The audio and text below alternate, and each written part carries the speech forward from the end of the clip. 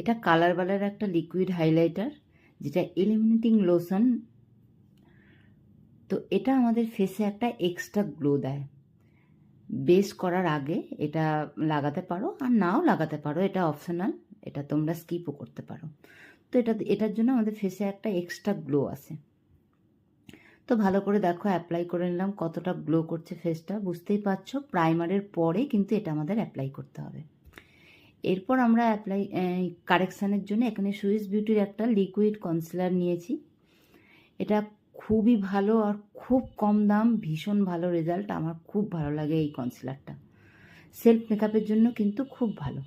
তো দেখো, এখানে আমার স্কিন টোনের থেকে এক টোন ডার্ক নিয়ে আমি যেখানে আমার স্কিনে প্রবলেম রয়েছে সেখানে অ্যাপ্লাই করে বিউটি ব্লেন্ডার দিয়ে আমি এখানে কিভাবে ব্লেন্ড করছি।